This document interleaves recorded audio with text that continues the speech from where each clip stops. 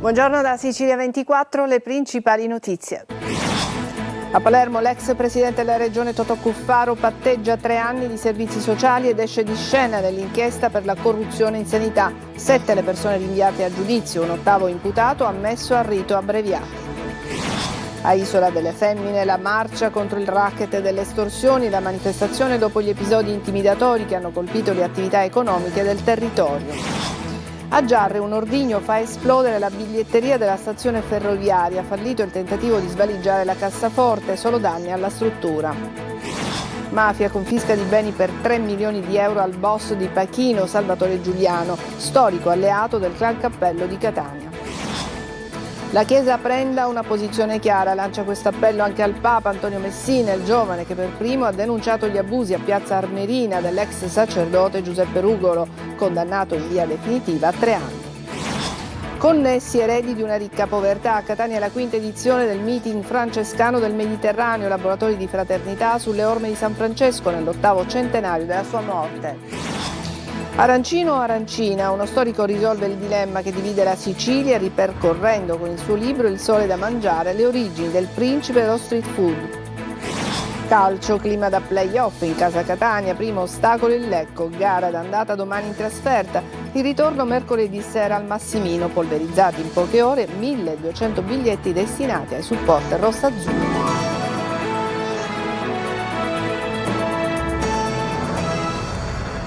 Bentrovati, lo avete sentito dai titoli, Totò Cuffaro, l'ex presidente della regione, patteggia 3 anni di servizi sociali ed esce di scena nell'inchiesta per la presunta corruzione in sanità. 7 le persone rinviate a giudizio dal GIP di Palermo, un 8º imputato è stato ammesso al rito abbreviato. Maglio viola.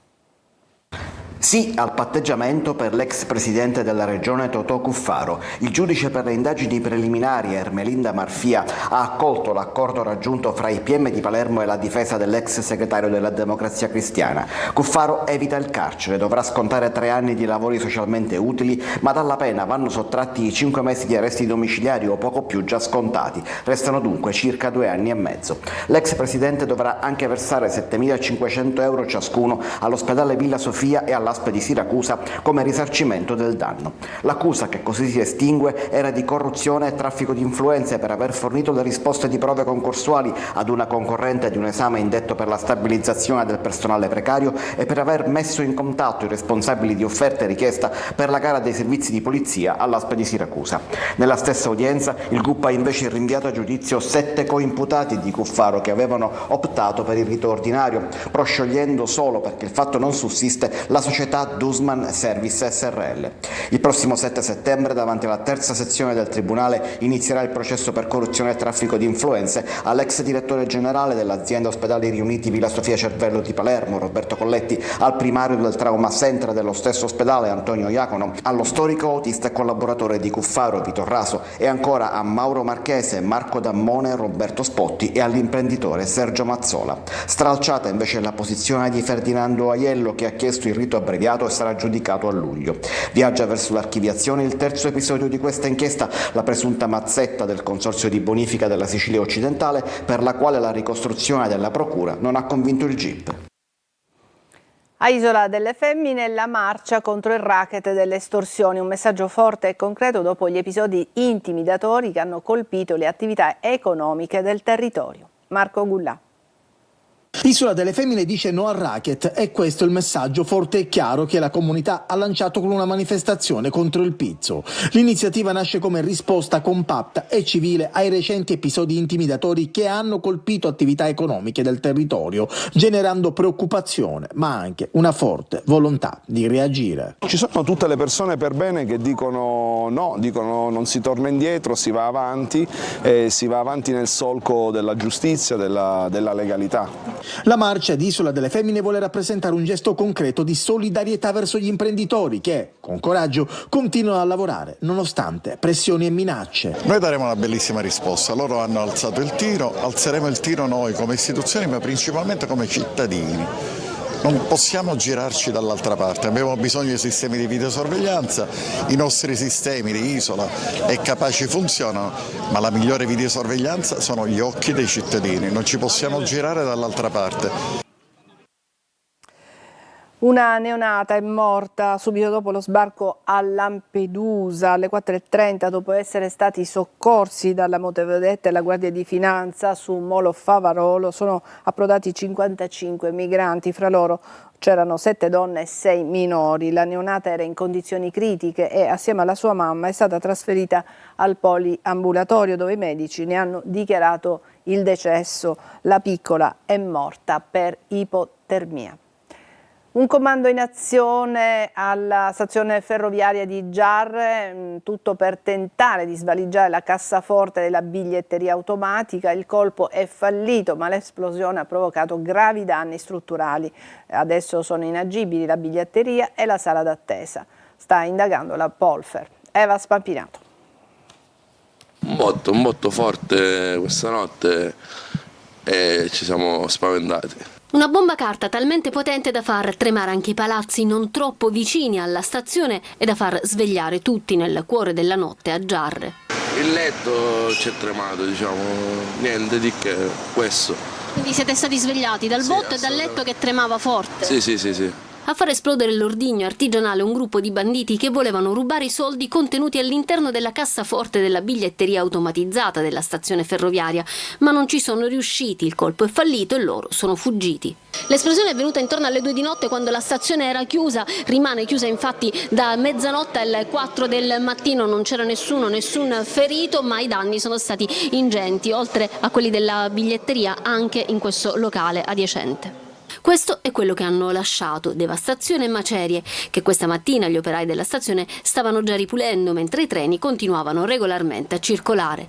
E non è la prima volta che succede. Provarci a portarsi il terminale per i biglietti, quello sì, ci hanno provato, non è la prima volta che succede. Atti del genere non fanno altro che danneggiare la comunità.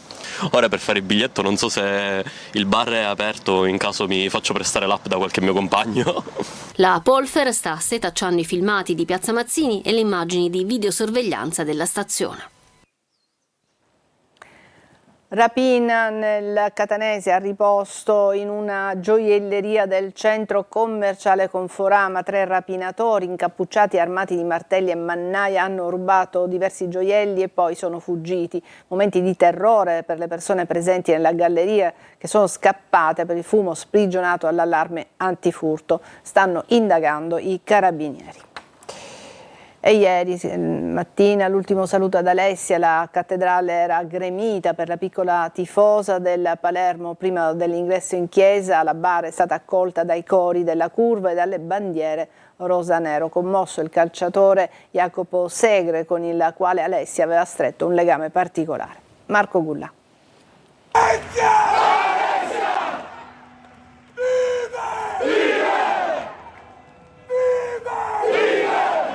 Alessia vive, è il coro dei tifosi del Palermo che hanno accompagnato la piccola verso il suo ultimo viaggio. È il giorno del dolore, delle lacrime, il giorno dei funerali di Alessia La Rosa, la guerriera, così era soprannominata, morta all'età di 8 anni, dopo aver lottato contro il cancro. Non è un addio, ma un arrivederci, dicono parenti e amici che hanno affollato la cattedrale tra lacrime e disperazione.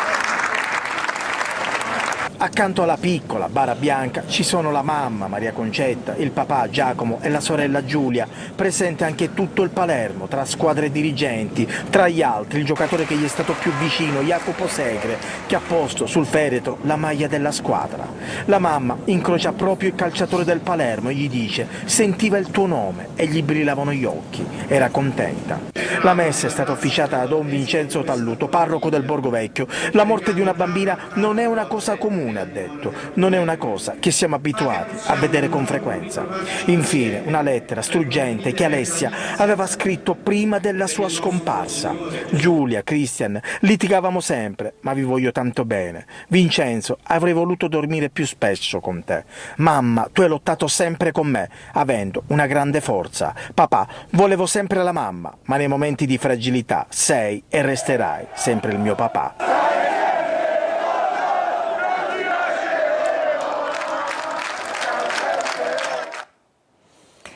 A Catania i carabinieri hanno denunciato 2 pregiudicati per una spaccata notturna a una farmacia di Sant'Agata dei Battiati. Le immagini che vedete mostrano la vetrata frantumata e uno dei ladri che rovista tra i cassetti e poi fugge con un bottino di 200 euro. I militari sono risaliti ai 2 malviventi incrociando i filmati che mostrano in modo chiaro i loro volti e la targa del mezzo utilizzato.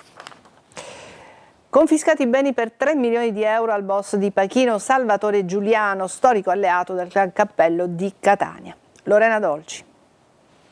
Aveva messo le mani sulla produzione dei celebri pomodorini di Pachino, condizionando il mercato ortofrutticolo della zona con intimidazioni a produttori e commercianti, ma i suoi affari includevano anche la gestione dei parcheggi turistici e il traffico di droga. Un controllo capillare del territorio, quello di Salvatore Giuliano, in carcere con una pesante condanna a 24 anni per associazione mafiosa.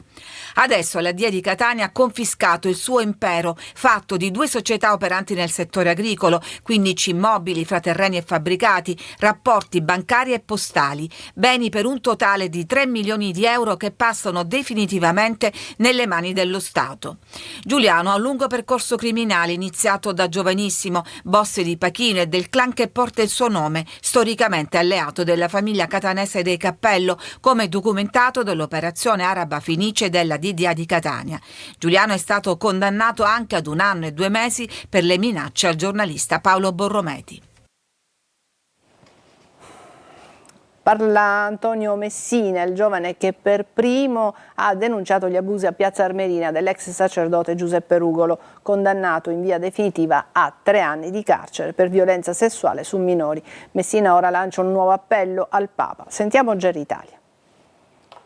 È definitiva la condanna a 3 anni di carcere per l'ormai ex sacerdote Giuseppe Rugolo, accusato di violenza sessuale su minori. La terza sezione penale della Corte di Cassazione ha confermato la sentenza emessa dalla Corte d'Appello di Caltanissetta, mettendo la parola fine a uno dei casi più discussi e delicati che hanno investito negli ultimi anni la diocesi di Piazza Armerina. Secondo l'accusa, l'ex prelato avrebbe abusato di giovani conosciuti nell'ambiente parrocchiale. Un'inchiesta partita dalle denunce di alcune vittime che negli anni ha acceso i riflettori non solo sugli abusi, ma anche sulle presunte resistenze e sui silenzi interni alla chiesa locale. A Roma era presente con la famiglia anche Antonio Messina, la vittima che per prima denunciò gli abusi attribuiti a Rugolo. Dopo la decisione della Cassazione, Messina ha chiesto ancora una volta una presa di posizione chiara da parte della Chiesa. Io mi auguro adesso che con questa condanna anche la Chiesa prenda una posizione chiara, netta, non si lasci a mezze misure e dia una risposta a me e a tanti ragazzi che come me hanno denunciato altri casi, dato che la Chiesa continua a non rispondermi, e quindi mi appello ancora una volta anche a Papa Leone. Intanto resta aperto un altro fronte giudiziario legato alla vicenda. È stata infatti rinviata all'8 ottobre l'udienza prevista ieri al Tribunale di Enna nei confronti del vescovo della diocesi di Piazza Armerina, Rosario Gisana, e del vicario giudiziale Vincenzo Murgano. Entrambi sono imputati con l'accusa di falsa testimonianza proprio nell'ambito del processo a Don Rugolo, un procedimento che continua a tenere alta l'attenzione su eventuali coperture e omissioni all'interno della diocesi, mentre la sentenza definitiva della Cassazione segna oggi un punto decisivo nella lunga battaglia giudiziaria delle vittime.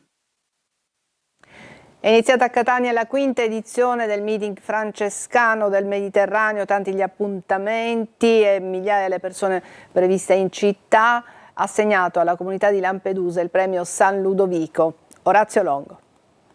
Connessi eredi di una ricca povertà, a Catania la 5ª edizione del meeting francescano del Mediterraneo, un vero e proprio laboratorio di fraternità, seguendo il messaggio di San Francesco nell'8° centenario della sua morte. Fino a domenica la città vive come luogo di incontro e di dialogo, da via Crociferi a piazza Duomo e piazza Università. Persone si ritrovano per condividere domande, esperienze e visioni di un futuro capace di superare divisioni e paure, scegliendo stili di vita più sostenibili, costruendo comunità solidali e promuovendo una cultura dell'incontro. Chiamare le creature fratelli, sorelle e madre significa creare quella connessione che ci rende nel creato coloro che si prendono cura come il Signore ha voluto nel libro della Genesi. Non c'è santo, possiamo dire, che più di Francesco ci insegni la fraternità e queste connessioni. Dobbiamo cercare tutti quanti di esserne eredi. Assegnato alla comunità di Lampedusa il premio San Ludovico. Lampedusa e i lampedusani si sono sempre contraddistinti per l'accoglienza anche in situazioni molto a volte critiche e tragiche. Pensate quando arrivano morti in cui bisogna accogliere, anche saper non solo accogliere ma consolare chi resta. Per cui che questi gesti vengano riconosciuti, diciamo, per noi è un onore e ci fa tanto piacere. Il meeting francescano del Mediterraneo si inserisce nel tempo del Giubileo agatino. Nella 3 giorni di appuntamenti, forum, spettacoli, incontri, dibattiti, le attività del villaggio francescano e momenti di preghiera. In programma domenica mattina l'incontro con Don Maurizio Patriciello, parroco di San Paolo in Caivano a Napoli. Arancino o arancina, uno storico risolve il dilemma che divide la Sicilia ripercorrendo con il suo libro Il sole da mangiare le origini del principe dello street food. Lorena Dolci. Mia nonna che mi diceva chisto è solo che si mangia il sole, perché era una forma sferica. Sfera dorata, una piccola arancia, ma anche pomo della discordia fra le due parti dell'isola, che rivendicano gli arancini e le arancine. Al principe dello street food, Calogero Matina, docente di enogastronomia, ha dedicato questo libro, Il sole da mangiare, edito dalla Confraternita dell'Arancinu, che racconta storie e curiosità di un'eccellenza siciliana, cibo ma non solo. L'arancino è proprio il simbolo della stratificazione di tutti i popoli che in qualche modo si sono succeduti nei secoli. Il riso per fare gli arancini, l'arancino ci vuole forza lo zafferano, così ci hanno insegnato gli arabi. La divisione si ripropone anche nel condimento. Nella cucina palermitana utilizzano il capuliato, il tritato e per lo più non utilizzano tantissimo la salsa di pomodoro, non utilizzano formaggi. Noi invece qua nel catanese utilizziamo i pezzettoni di caciocavallo, la carne aggrassata, sfilacciata e col sugo. A parte i grandi classici, arancino al sugo o al burro, oggi ce ne sono di tutti i gusti, ma il ripieno dell'origine è quello che non ti aspetti. Se dovessi proporre un arancino storico, proporrei un arancino con un cuore di ricotta. Il segreto per una crosta perfetta. Noi utilizziamo della farina di riso per fare la pastella e poi utilizziamo della mollica di pane, possibilmente se di pane di semola. Quella crosta che crea il giusto equilibrio fra consistenza e gusto, frutto di materie prime di qualità, fra tutte il riso. Nella Sicilia dell'Ottocento, ricca di corsi d'acqua, non mancavano le risaie. Poi la diffusione della malaria e la strage di contadini portò alla chiusura per legge. Nel frattempo il dizionario Biondi aveva codificato il termine che risolve la questione con la pronuncia alla siciliana. E troviamo il lemma arancino, singolare maschile del diminutivo di arancio, e dicesi fra noi una vivanda dolce di riso fatta alla forma della mela arancia, arancino. Adesso una breve pausa, tra poco.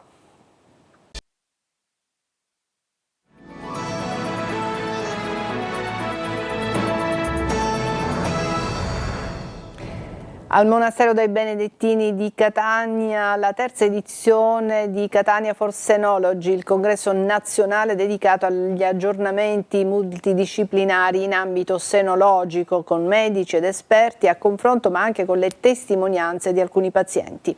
Simona Mazzone. 58 relatori di 25 centri di senologia italiani, di cui 17 siciliani, con i loro specialisti e specialiste per una 2 giorni intensa, con gli occhi puntati sul tumore alla mammella, alle sue diverse forme e alle cure più all'avanguardia. L'auditorium del Monastero dei Benedettini ha accolto la terza edizione di Catania for Senology, congresso nazionale promosso dagli specialisti del Breast Center di Humanitas, Istituto Clinico Catanese, e dedicato all'aggiornamento multidisciplinare in ambito senologico. Un focus sui casi clinici attraverso le principali figure che se ne occupano, medici specializzati, ognuno per propria parte, con l'obiettivo di mettere a frutto tutte le proprie conoscenze per migliorare i percorsi di cura. Abbiamo voluto coinvolgere non soltanto i maggiori protagonisti italiani, ma anche i protagonisti delle nostre breast unit siciliane, affinché tutti insieme si possa affrontare il problema e cercare di affrontarlo sul campo, ovvero il taglio diverso che è stato dato a questo incontro, a questo evento, è quello di portare i vari casi clinici. Presenti non solo camici bianchi ma anche pazienti e diverse associazioni per partecipare a un confronto diretto e per ascoltare testimonianze di chi ha affrontato questa patologia. E se un'app prendesse il posto dell'uomo? È il tema affrontato nello spettacolo Condominio Mon Amour, andato in scena al Teatro Sipario Blu di Catania. Protagonista l'attore Giacomo Poretti assieme a Daniela Cristofori. Sentiamo Desiree Ferlito. Sì, fai il custode. Essere licenziati e sostituiti da un robot o da un'app. È quello che succede ad Angelo, interpretato da Giacomo Poretti in Condominio Mon Amour, dove lui, storico portinaio di un elegante palazzo della Milano Bene, viene liquidato dalla tecnologia. A comunicarglielo Caterina, una spietata tagliatrice di teste, interpretata dall'attrice Daniela Cristofori, compagna sulla scena e nella vita. Litigare sul palco e il teatro aiuta a fare questa cosa, ma al di là dei litigi, per me è una cosa bellissima lavorare a questi progetti teatrali con Daniela, con mia moglie, è bellissimo. Un duello serrato e divertentissimo tra essere umano e tecnologia, empatia e algoritmi, vecchio e nuovo mondo. Chi è più tecnologico dei due? Allora lui ci prova, si applica perché Giacomo è molto testardo, quando vuole una cosa non c'è verso e quindi alla fine ce la fa. Uno scambio continuo di ironia e complicità che conquista il pubblico, affrontando però un tema attualissimo. La tecnologia, l'intelligenza artificiale rischia di far estinguere certe professioni. È un ritmo abbastanza infernale dove si ride ma si riflette anche tanto. C'è anche un tema di questa donna, Caterina Dolorosi, che vive tra famiglia, ha un figlio, quindi è stretta anche lei da questo meccanismo che la sta un po' mangiando. Lo spettacolo si inserisce nella rassegna teatrale della Fondazione Ventorino, Il tuo volto come una profezia, un percorso che mette al centro proprio il valore dell'incontro umano e della relazione. Un filo rosso perfetto per una storia che dietro la comicità ci ricorda quanto nessuna app possa davvero sostituire una vera relazione. A casa chi ha l'ultima parola? Indovini, non tocca a me dirlo.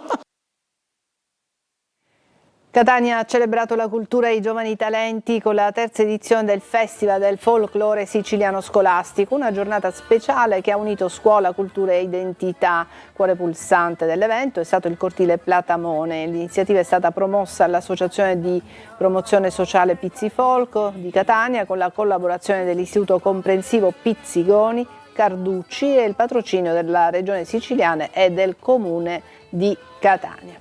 Bene. Adesso una pausa, tra poco.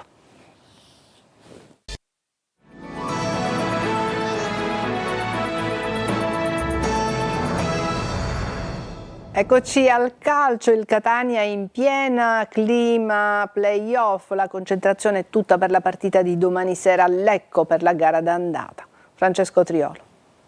Eccolo, il clima playoff, alte pressioni e aspettative, e lo striscione al centro della tribuna B lo testimoniava bene. Attenzione, tutta rivolta alla partita d'andata dei playoff nazionali di domenica sera. L'avversario, il Lecco, rappresenta il primo ostacolo contro il Santa Venerina. Toscana ha provato quello che potrebbe essere lo schieramento iniziale, con Dini in porta, Gherardi, Miceli e Pieraccini in difesa, Raimo, Quaini, Di Tacchi e Celli in mediana, Bruzzanini e Cicerelli alle spalle di Forte. 10 i gol finali, ma soprattutto un pieno di fiducia per tutti, anche per Caturano che ha realizzato una tripletta e che ha giocato nella ripresa, dove Toscano ha dato spazio a tutti i rientranti dall'infermeria, compresi Beters e Allegretto, per i quali sono già iniziate le trattative per il rinnovo del contratto. E allora da oggi attenzione tutti a Lecco, quarta classificata del girone A, reduce da 2 turni superati, 2-1 alla Giana Erminio e doppio pareggio per 1-1 contro la Pianese, con qualificazione in extremis grazie a un rigore a tempo scaduto di Scipos, 12 gol stagionali, uno degli ex del Catania squadra, insieme al portiere Furlani, in grande evidenza in questi spareggi decisivo nella gara di mercoledì sera, e il centrocampista Zanellato. Insomma, vantaggio dei 2 risultati, ritorno in casa con Massimino e si preannuncia già stracolmo, ma attenzione alta, il cammino del Catania inizia adesso. E sono stati già venduti tutti i 1.200 biglietti messi a disposizione del settore ospiti dopo 3 ore dall'apertura della vendita. Ci fermiamo qui con questa notizia, grazie per l'attenzione, prossimo appuntamento con Sicilia 24 alle 14. A tutti una buona giornata.